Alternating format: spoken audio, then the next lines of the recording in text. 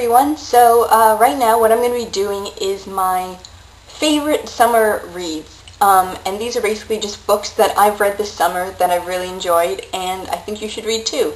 And there's kind of a broad spectrum. There's some like sort of harder ones, some really easy ones, so yeah, let's just get into it. The first one I have to say is The Glass Castle by Jeannette. This actually was assigned to me freshman year for like freshman, what do you call it, like required reading, and it is such a good book. Basically it's about this girl, and it's a true story, she writes about it, and it's her life as a child, but her parents are crazy. Like, her parents don't have any money, they have no interest in getting jobs, they like abuse alcohol, and they just basically move around the country and live kind of like gypsies, and her childhood's really amazing, and it's a fun read. I think it comes in paperback now because I have the hardcover one. But yeah, so that's kind of like what the print's like. And it's just a really, really fun, really nice story. So I suggest you read this. The next one I have is another one that I was required to read for school. And this, actually, I didn't read this summer, but I read it right before school got out.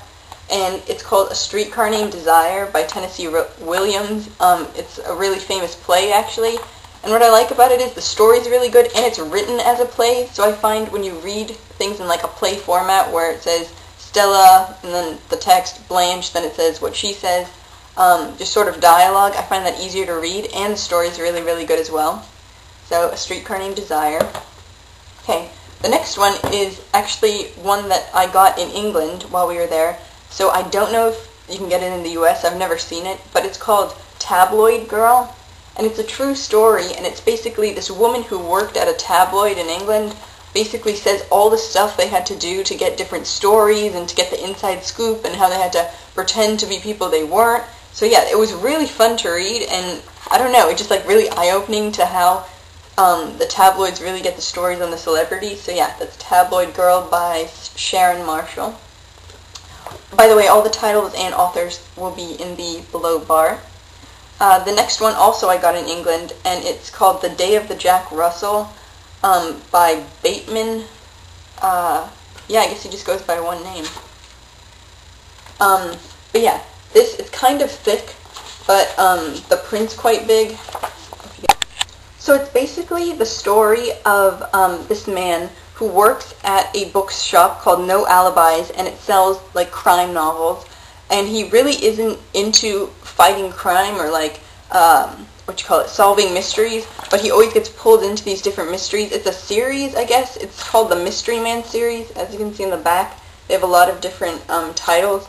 But what I liked about it was, first of all, it was fun to read, and there were a lot of twists and turns, but also it's told in like the first person, so it's as if he's telling the story, and he's really, really sarcastic and really funny, so that's why I like that.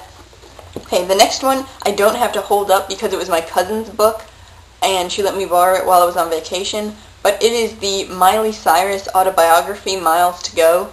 Now this may like sound kind of dumb, but I'm a really big Miley Cyrus fan. I really wasn't before I read the book, but something about reading it and kind of learning about her life made me really like her, so it took me literally a day to read. I think I started in the morning and finished it that night because I wasn't really doing much that day.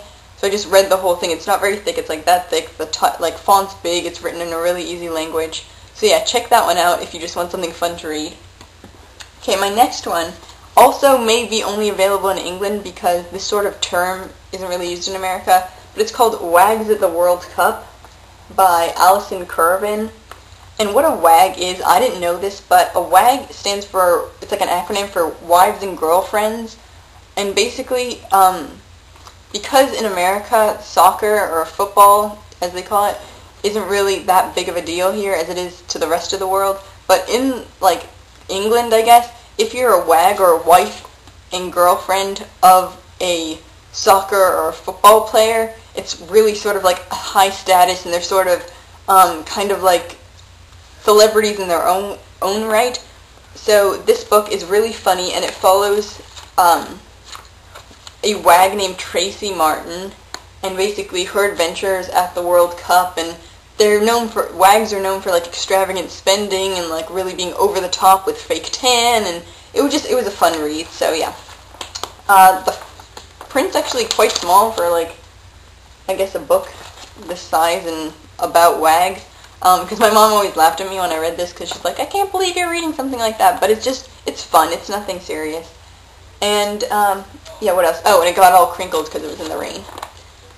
And the last one I have, that I've been reading this summer is actually The Scarlet Letter. And when I say reading, I mean I've read maybe like the first chapter, which was a page long.